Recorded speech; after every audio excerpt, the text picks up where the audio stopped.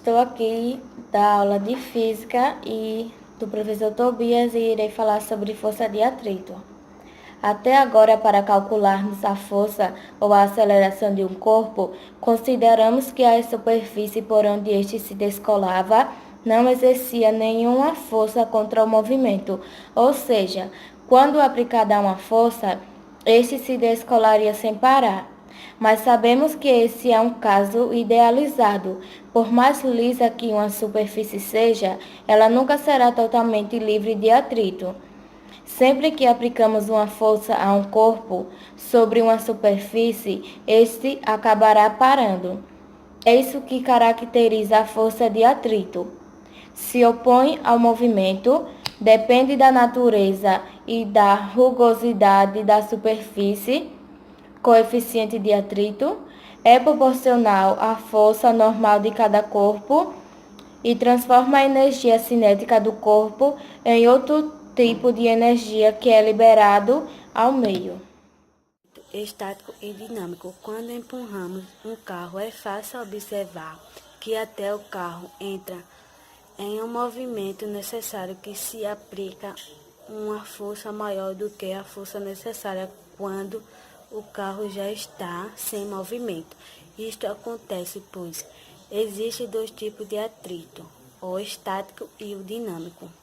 Atrito estático é aquele que atua quando não há deslizamento dos corpos.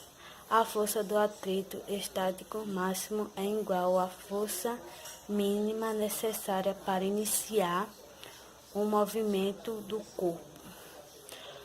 Quando o corpo não está em movimento, a força do atrito deve ser maior que a força aplicada neste caso, usando cálculo e um coeficiente de atrito estático.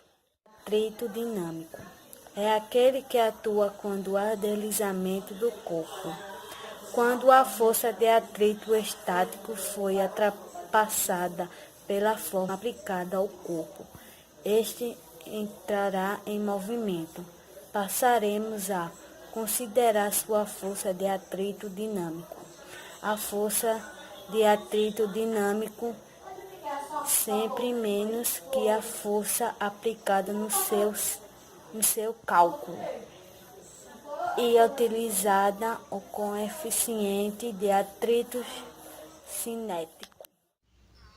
A força elástica F é a força exercida sobre o corpo que possui elasticidade. Por exemplo, uma mola, borracha ou elástico.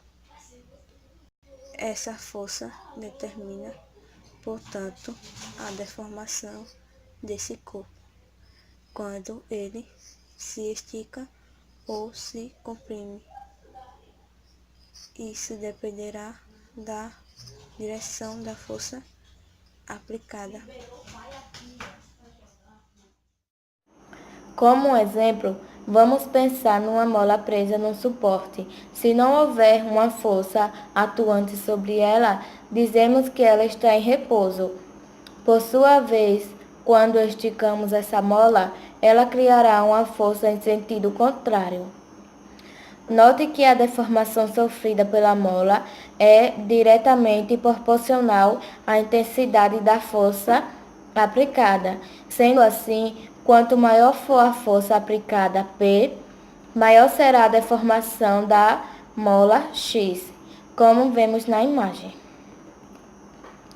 Para calcular a força elástica, utilizamos uma fórmula elaborada pelo cientista inglês Robert Hooke, chamada Lei de Hooke, onde F é força aplicada no corpo elástico, K, constante elástica, e X, variação sofrida pelo corpo elástico.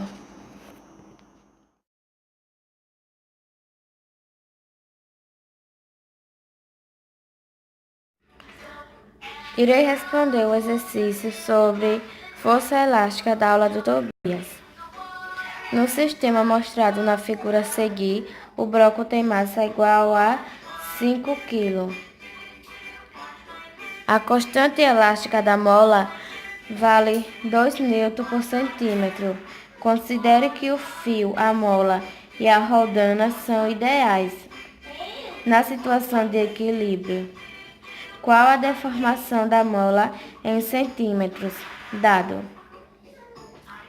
G igual a 10 metros por segundo ao quadrado.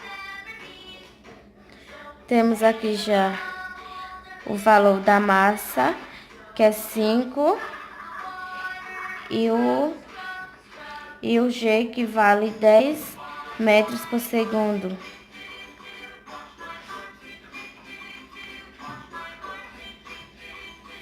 Aí 5 vezes 10 dá 50. E agora vamos fazer 50 igual a 2x. O valor de x divide 50 por 2 e o valor da deformação da mola é 25 centímetros.